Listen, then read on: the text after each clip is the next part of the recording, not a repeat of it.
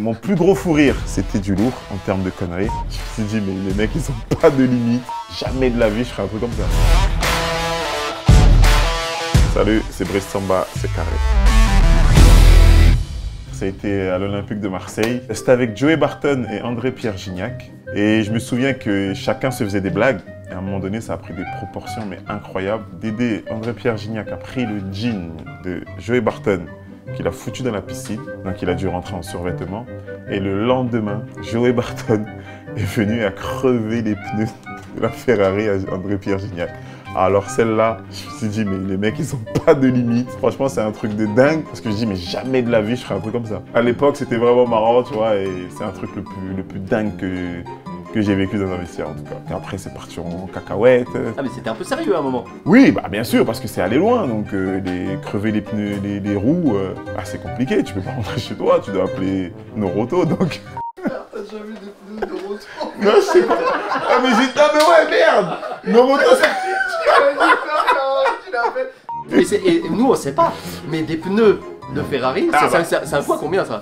Ah, je sais pas, j'ai pas de Ferrari, mais j'irais aller 5000 le pneu peut-être, donc ça peut aller très très vite. Donc oui, Dédé a beaucoup marronné, il a beaucoup râlé après cela. Ouais. Après, c'est s'arranger, c'est s'apaiser. Steve là a apaisé un peu tout ça et ça a été après. Je suis un gardien né au Congo, le 25 avril 1994, qui a un père qui était footballeur, gardien de but aussi, mais qui m'a longtemps interdit de l'être. Je suis un garçon qui arrive en France à l'âge de 6 ans. J'intègre l'équipe de Passy-sur-Eure, je joue au foot, je pense que football. Voilà, à la maison, je suis un garçon qui, avec les gants de mon père, les équipements de mon père, qui bousillait tous les canapés, je pense. On a dû en changer plusieurs. Et je signe à Évreux. Après, à l'âge de 11 ans, j'intègre le centre de formation du Havre. Le Havre a dû faire une dérogation pour que je rentre en centre de formation. Et je suis aussi le plus jeune joueur de l'histoire du HAC à signer professionnel, c'est-à-dire le jour de mes 16 ans, le 25 avril 2010. De l'âge de 11 ans jusqu'à l'âge de 18 ans, tout avance très très vite pour moi dans ma vie. Et je commence à rencontrer les premières difficultés quand j'arrive à l'OM, parce que tu ne joues pas, toutes les attentes placées en toi ne se réalisent pas. Et c'est très très compliqué.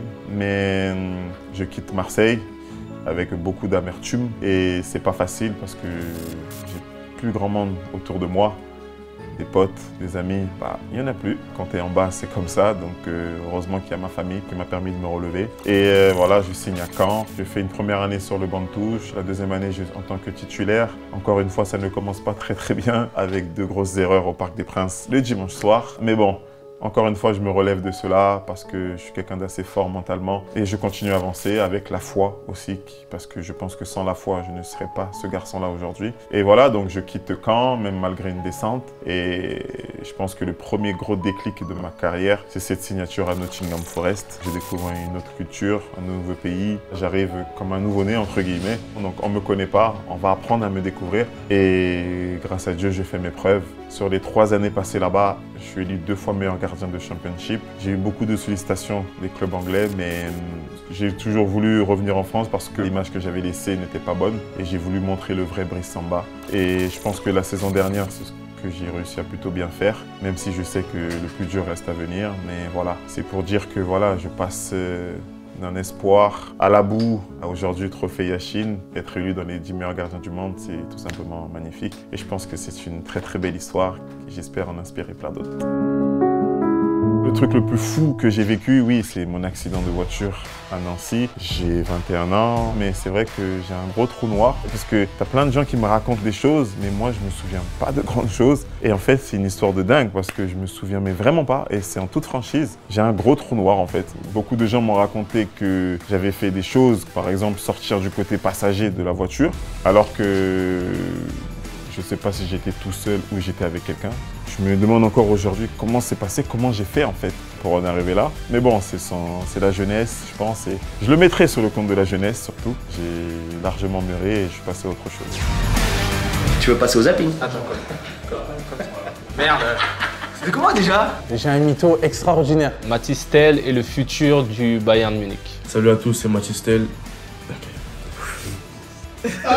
Alors ça c'est la petite anecdote pour Carré. C'est carré. Abonnez-vous.